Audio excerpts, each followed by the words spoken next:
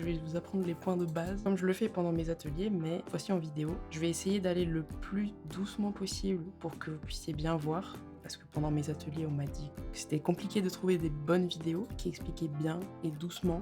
On va d'abord utiliser son crochet avec la main droite, si on est droitier, et avec la main gauche si on est gaucher. Moi, en l'occurrence, je suis droitière, donc je vais utiliser la main droite. Avec la main gauche, on tient le fil. Donc ce qu'on peut faire, pour commencer, on va faire un nœud tout simple. On fait une boucle et on fait passer l'extrémité dans la boucle, qu'on va ensuite attacher sur le crochet. Voilà, comme ça, sans trop serrer, pour que le crochet puisse repartir dedans après. Mais pas trop lâche non plus, pour que ce soit bien quand même accroché au crochet. On a fait la boucle. La petite partie, l'extrémité, on s'en occupe pas. Ce qui va nous intéresser, ça va être la partie qui part du crochet jusqu'à la pelote. Donc voilà, on va commencer avec le premier point, qui va être la maille en l'air. Alors pour faire une maille en l'air, on fait ce qu'on appelle un jeté. Donc on fait passer par-dessus le crochet notre fil. Il faut bien faire attention à faire passer le crochet de ce sens-là et pas de ce sens-là, parce qu'après, ça s'accroche pas au fil. Ça s'accroche pas au crochet, pardon. Donc ce qu'on va faire, c'est qu'on va tenir bien comme ça le fil et le crochet. Avec notre doigt ici, on va pouvoir tenir la boucle là, parce que si on fait un jeté comme ça et qu'on ne tient pas ici, je vais vous montrer, ça peut tourner tout seul. Donc ce qu'on va faire, c'est qu'on va tenir avec l'index de la main droite la boucle, on fait un jeté, toujours de ce sens-là. Et ce qu'on va faire, c'est qu'on va tenir notre fil avec les deux doigts de la main gauche et avec les autres doigts ici de la main gauche, on va pouvoir tenir la boucle qu'on tenait avant avec la main droite pour pouvoir faire en fait passer le fil qui est ici dans la boucle. Donc on peut tourner un peu le crochet pour bien agripper le jeté qui est là pour pouvoir le faire passer dans la boucle qui est juste là. Hop. Je refais. Donc soit on peut aller chercher le crochet avec aller chercher le fil pardon avec le crochet. Soit on cède avec ses doigts et on fait comme ça. Donc, on va chercher et on fait passer dans la boucle. Sans trop serrer, parce qu'on va repasser après dedans. En tout cas, moi je vais repasser dedans. Donc on fait un jeté et on passe dans la boucle. On fait un jeté, on passe dans la boucle. Je vais en faire plusieurs pour vous montrer.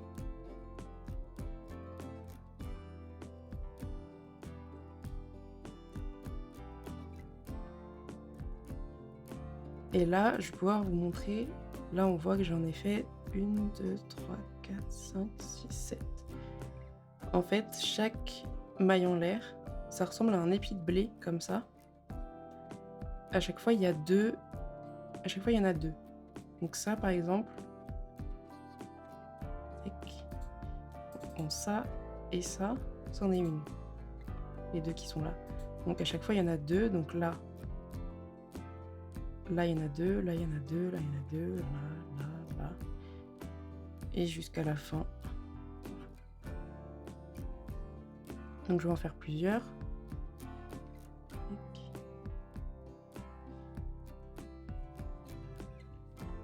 Ce qui est un peu difficile aussi en crochet, c'est d'essayer de garder la même tension tout le long. Avec les doigts, en fait, on peut tirer le fil un peu comme on veut. On tire avec le crochet ou avec les doigts qui sont ici pour ajuster un peu la tension sur le crochet.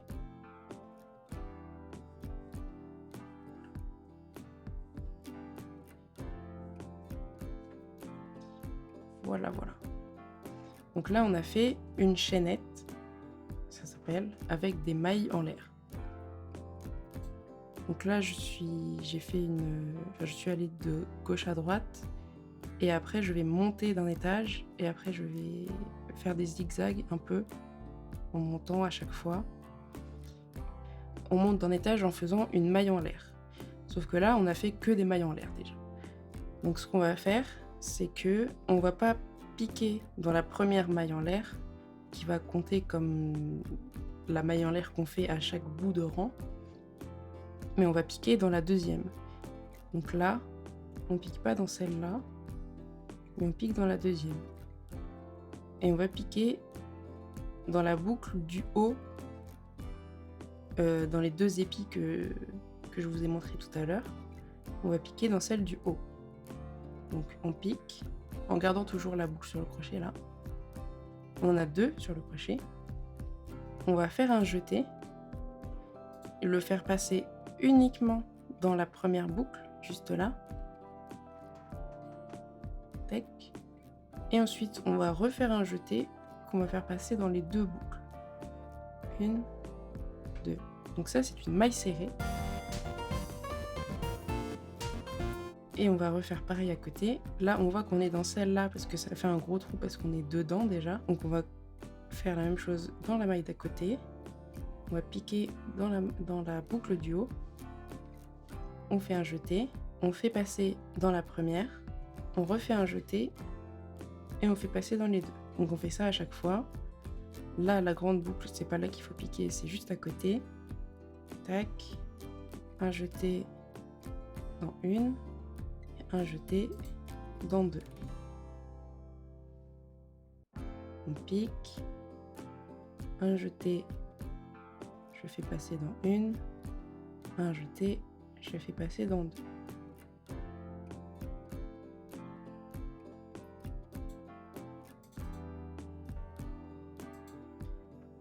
Donc voilà, moi je vais faire jusqu'à la fin du rang pour vous montrer. Donc je pique, je fais un jeté que je fais passer dans 1, je fais un jeté que je fais passer dans 2. Hop, et on fait ça tout le long, si vous voulez. Tac.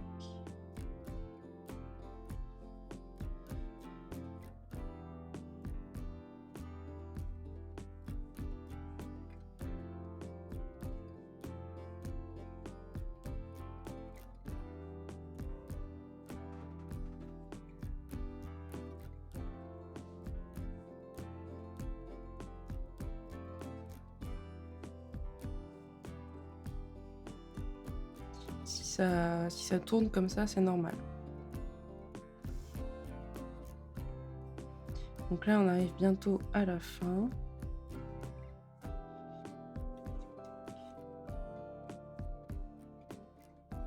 Hop.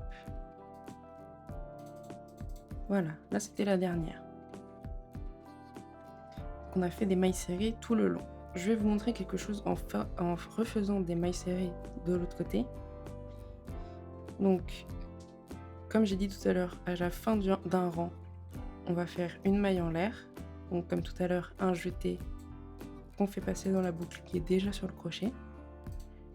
Et ensuite, on va tourner notre travail pour pouvoir continuer à chaque fois de droite à gauche. Donc, on était comme ça. Et j'ai tourné pour aller de ce sens-là. Donc ce que je voulais vous montrer, c'est que maintenant,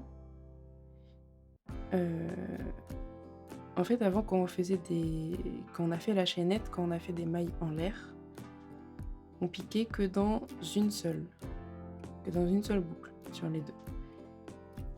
Et maintenant, comme on a fait des mailles serrées, les boucles sont doublées et maintenant il y en a 2 à chaque fois.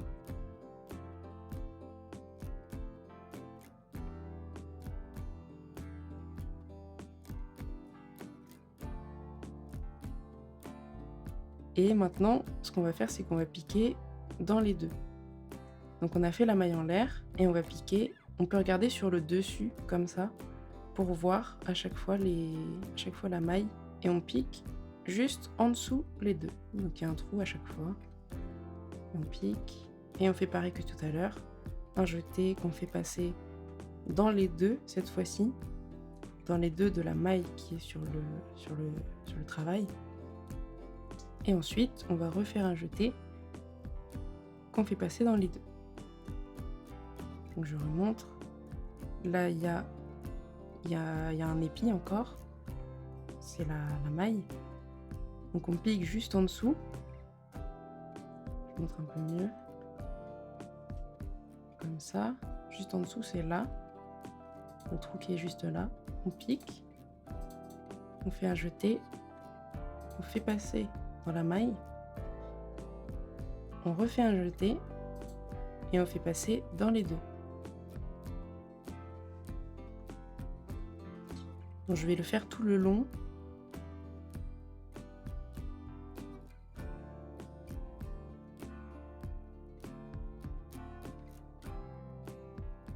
Et à chaque fois, je regarde un peu au-dessus pour voir où piquer. Si jamais je trouve pas le trou directement.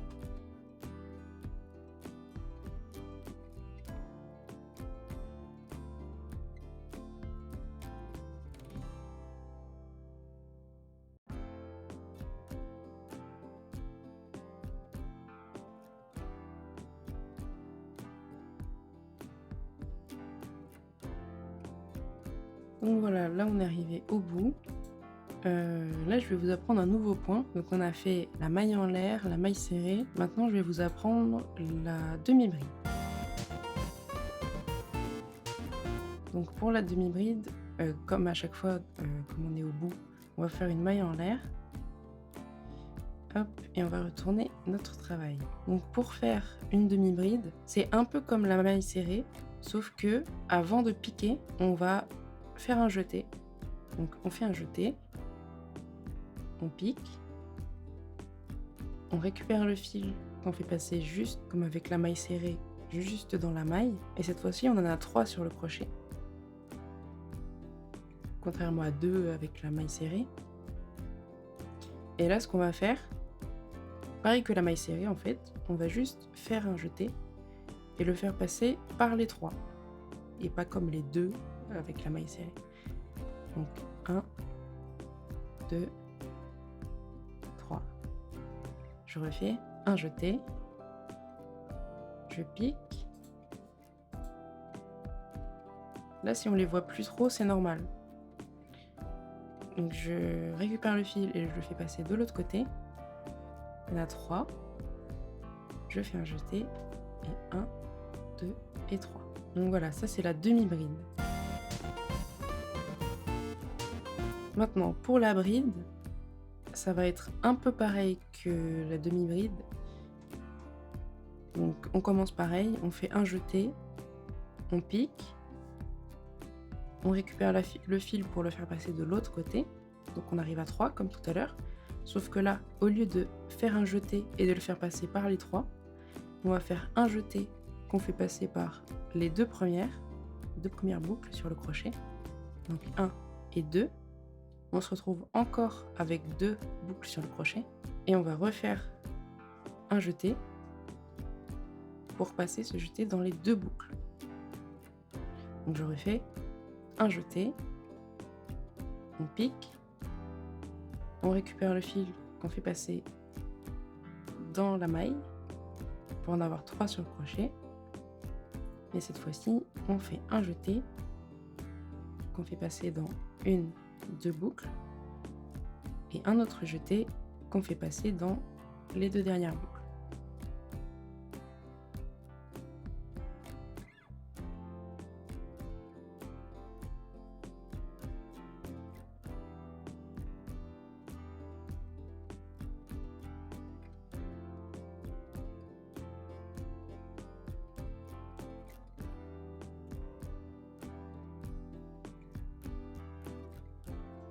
Donc vous voyez, par rapport à la demi-bride, c'est beaucoup plus grand.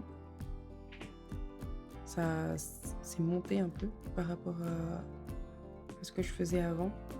En fait, on peut voir un petit peu la différence vu que quand on tire un petit peu là, on voit des grands trous entre chaque maille. Ça, c'est les mailles en l'air. C'est les brides. Là, c'était des demi-brides qu'on avait faites. Donc le trou est un peu plus petit. Et là, pour les mailles serrées, le trou est encore plus petit. Et ça monte moins haut aussi. Donc par exemple, pour faire un amigurumi, par exemple, qui a du rembourrage à l'intérieur, on va plutôt utiliser les mailles serrées, parce que justement elles sont serrées, alors que les brides, par exemple, vont laisser passer le rembourrage qui est à l'intérieur des peluches. Pareil pour les demi-brides, donc on va plutôt utiliser la maille serrée. Alors que pour faire par exemple une écharpe ou un pull, on va plutôt utiliser quelque chose qui va assez vite. Il y a même des points encore plus grands que la bride, dans le sens où on peut ajouter à l'infini des jetés comme ça. Par exemple pour la double bride, au lieu de faire un seul jeté, on va le faire tourner 2 fois devant le crochet avant de piquer. Donc 1, 2, on pique. Comme tout à l'heure, on le fait passer juste de l'autre côté. Cette fois-ci, on en a 4 sur le crochet. Donc on fait un jeté et comme tout à l'heure, on fait passer dans 2. Un jeté, on fait passer dans 2. Et un jeté, on fait passer dans 2. Donc ça, c'était la double bride. Et comme vous voyez, c'est encore plus haut et plus espacé que les autres d'avant. Et on peut même faire ça plusieurs fois. 1, 2, 3, 4.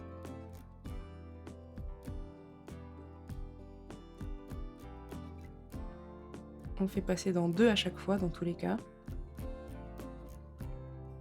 On fait un jeté, on passe dans 2. On fait un jeté, on passe dans 2. On fait un jeté, on passe dans 2. Donc là c'est très haut, très large. Donc ça peut être pour plutôt un gilet transparent ou quelque chose comme ça. Je vais terminer le rang avec des brides pour vous montrer comment arrêter le projet. Hop, là si on tire un peu, on peut voir qu'il en reste encore un.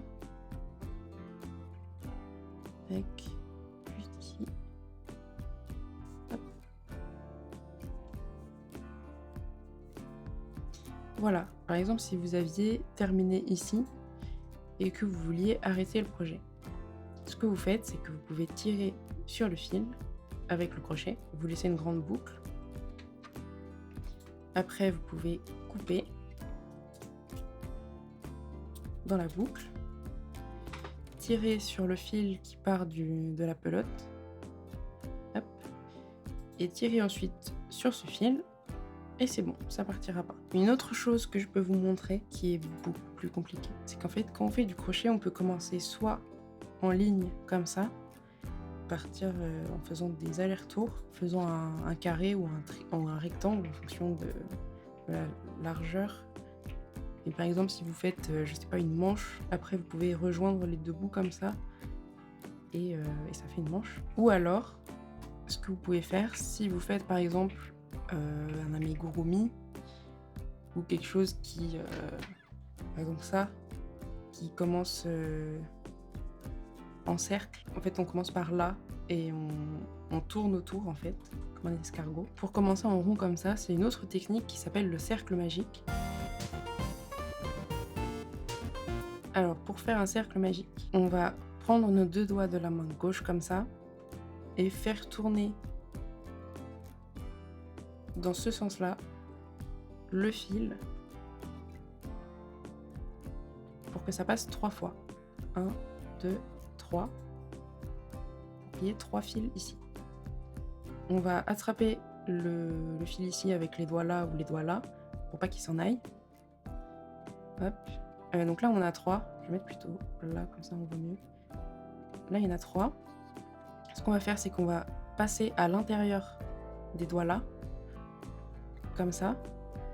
On va passer sous 2 boucles et par-dessus la dernière pour pouvoir passer ce fil là à l'intérieur des 2 qui sont là. On va faire comme ça. Hop. Là on peut tourner le crochet comme ça. Avec le pouce qui est là, on peut attraper le fil qui pend ici pour le bloquer. Hop. pas qu'ils partent trop loin. Donc je vais remontrer, puisque je sais que ça peut être compliqué. Donc on met les doigts comme ça. On fait passer le fil 1, 2, 3 fois. On attrape le fil. Donc on passe sous les deux premiers et par-dessus le troisième, pardon. Donc on fait passer sous les deux premiers. Hop. Avec le pouce là, on attrape le fil. Et ce qu'on va faire à partir d'ici, c'est qu'on va attraper le fil, donc faire un jeté comme tout à l'heure, et faire passer ce jeté dans la boucle qui est juste ici. Comme ça. Donc ça fait un nœud en fait. Donc maintenant, soit on continue comme ça. En fait, on va faire des mailles tout le long ici. Donc on va, au lieu de piquer tout à l'heure on piquait là-dedans. Au lieu de piquer là-dedans, ce qu'on va faire, c'est qu'on va piquer à l'intérieur du cercle magique. Donc tout à l'heure, j'étais comme ça. Soit on garde les doigts à l'intérieur du cercle magique et on pique comme ça pour faire comme tout à l'heure des mailles, en fait, des mailles serrées. Donc je vais vous montrer les deux façons de faire. Je vais tirer un peu là pour que la boucle soit pas trop grande. On fait des mailles serrées tout le long du cercle magique. Donc on va piquer dans le cercle magique, on récupère le fil, on le fait passer de l'autre côté du cercle magique. On récupère encore le fil et on le fait passer par les deux. Donc on peut laisser les doigts comme ça dedans, ou alors on enlève les doigts du cercle magique et on le tient comme ça. Pour pouvoir faire pareil que tout à l'heure, on pique dedans, on récupère le fil qu'on fait passer de l'autre côté, on récupère encore le fil et on fait passer dans les deux. En général, dans les patrons, pour des amigurumi par exemple, ils demandent de faire 6 mailles serrées dans un cercle magique. Donc là on en a fait 2. Donc je vais en faire 6, donc je pique, je récupère le fil, je passe de l'autre côté, je récupère encore le fil et je fais passer dans les deux. Donc encore 3 autres, je pique, je récupère le fil, je passe de l'autre côté, je récupère le fil et je passe dans les deux. Donc voilà, quand on arrive là, souvent dans les patrons aussi, ils nous demandent de fermer le cercle magique. Pour fermer le cercle magique, il faut soit on tire là-dessus pour que ça ne nous embête pas, ou soit on laisse dedans, c'est comme vous voulez, pour pas que ça gêne en fait. Bon, c'est ce que je vais faire, voilà.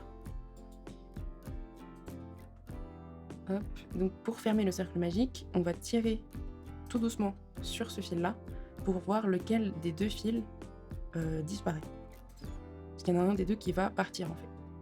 Donc tout doucement, je regarde pendant que ça... Donc là, on voit que celui qui bouge, c'est celui-là, et qui bouge de ce côté-là. Hop. Comme il bouge de ce côté-là, on va le tirer par là. On le tire vers le côté où il part, en fait. Donc on le tire, et ça va faire disparaître l'autre boucle. Hop, on tire jusqu'à ce qu'on puisse plus. Pas trop fort parce qu'il y a des fils qui se cassent, malheureusement. Donc ensuite, quand on se retrouve avec plus qu'une boucle et l'extrémité, on va tirer sur l'extrémité et ça va faire disparaître la deuxième boucle. Voilà, on peut tirer un peu dessus. Donc voilà, ça c'est un cercle magique avec 6 mailles serrées dedans. Donc là, on retrouve la boucle qu'on a utilisée tout à l'heure. Et on peut tirer là-dessus. Et voilà. Et après, pour repartir à partir du cercle magique, en général, par exemple, si c'est pour faire un amigurumi ou quelque chose de sphérique, on va en général faire des augmentations. Donc, pour faire des augmentations, en fait, c'est assez simple. Les augmentations, c'est pour augmenter la taille et le nombre de mailles qu'il y a là-dedans. Parce qu'en fait, si je fais exactement le même nombre de mailles, ça va faire quelque chose comme un cône qui va être toujours de la même taille. Ça fera, ce sera de la taille de mon doigt, ce sera de cette taille-là, mais le cône va continuer. Alors que si je veux faire une boule, par exemple, il va falloir augmenter le nombre de mailles. Et pour ça, ce qu'on va faire, c'est qu'on va faire, par exemple, 2 mailles serrées dans la même maille. Ça va doubler le nombre de mailles serrées, en fait. Si à chaque fois dans une maille, j'en fais 2 dedans, au lieu d'en avoir 6, à la fin, je vais en avoir 12. Donc là, c'est ce qu'on va faire. On va faire des augmentations tout le long. Là, je sais pas si vous avez vu. Hop, on avait fait ça. Et donc, pour continuer, on continue de ce côté-là. Et on pique dans la première maille. Et au lieu de faire comme tout à l'heure, comme on faisait avec ça, une seule maille serrée dans la maille d'avant, on va faire 2 mailles serrées dans la même. Donc là, on a piqué là-dedans. Et on va repiquer encore là-dedans pour en faire une deuxième. Donc 2 mailles serrées dans la même, et ça c'est une augmentation. Donc on va faire pareil tout le long. Là on a fait la première maille serrée de tout à l'heure qu'on a multiplié par 2. Et là on va faire pareil avec la deuxième. 1 et 2. La troisième, 1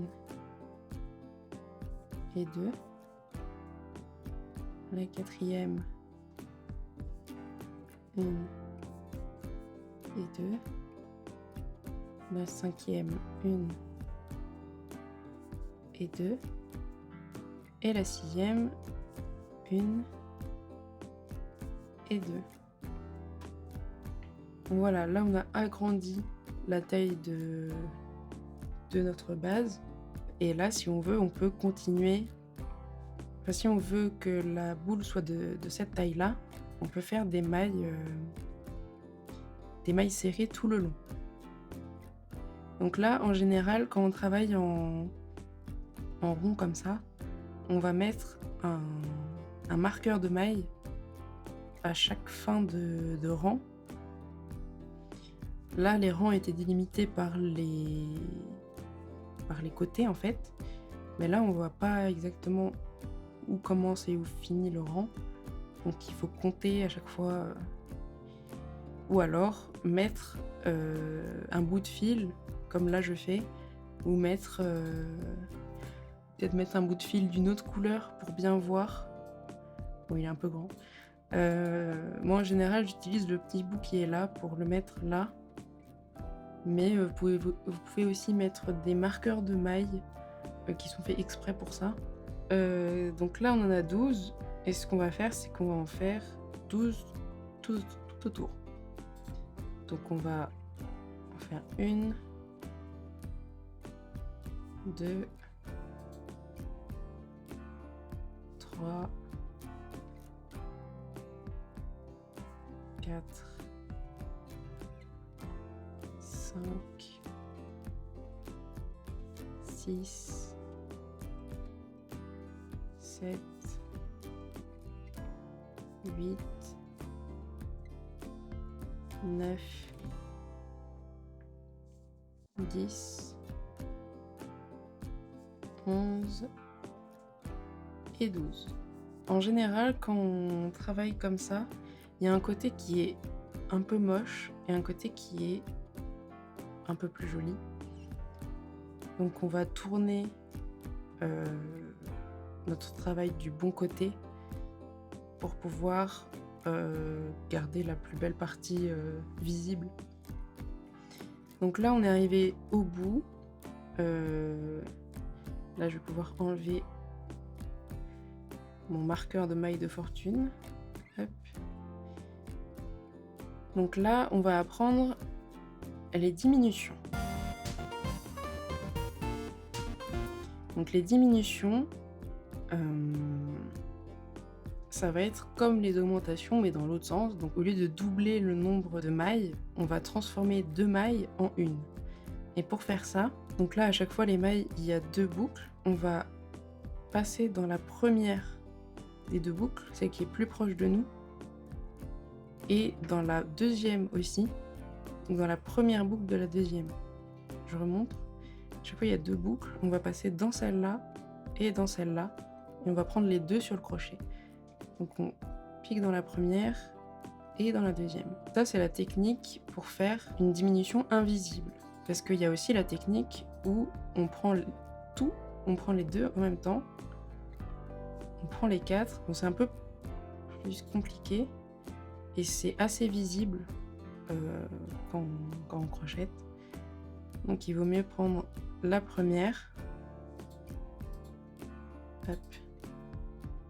Donc comme tout à l'heure, comme les mailles serrées, on fait un jeté qu'on fait passer dans les mailles de notre travail et un autre jeté qu'on fait passer dans les 2. Et pareil, là c'est les mailles qu'on a utilisées.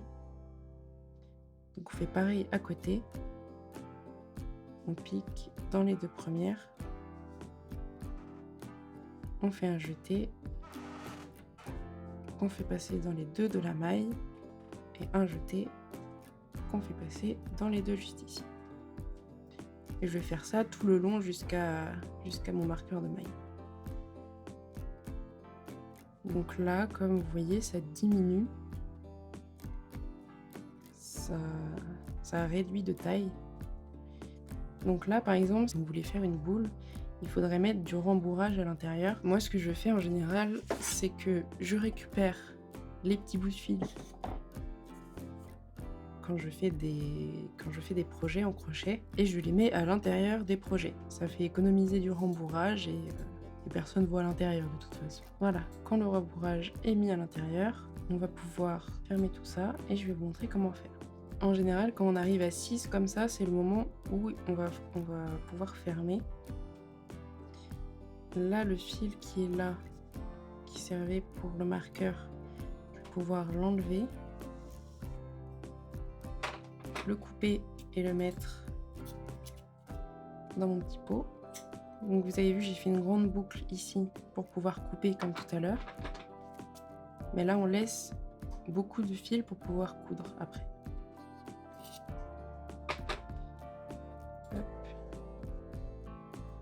Voilà, il reste un grand fil. Ça, on le fait rentrer. Voilà. Donc là, on va prendre une aiguille à coudre. Donc des aiguilles plutôt comme ça. Hop. On va faire passer le fil dans l'aiguille, comme ceci. Et ce qu'on va faire, c'est qu'on va faire des diminutions tout le long.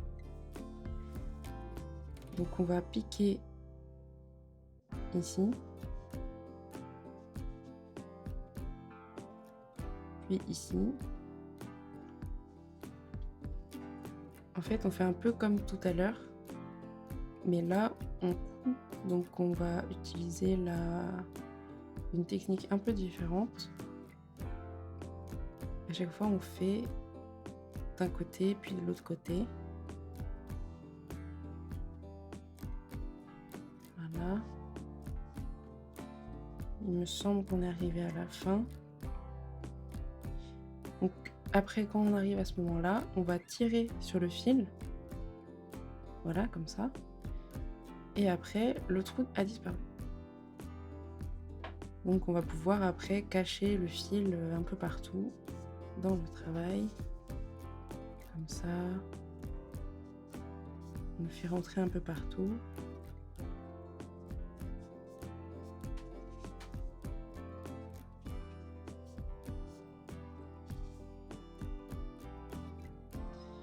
Et voilà, on a notre petite boule.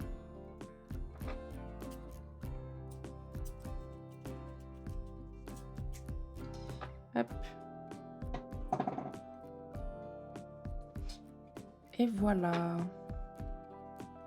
Donc voilà, j'espère que ce tutoriel vous aura plu. N'hésitez pas à me dire si je vais trop vite ou si vous voyez pas assez bien ce que je fais. Et je ne sais pas comment terminer cette vidéo. Mais voilà, dites-moi ce que vous en avez pensé et je vous dis à la prochaine.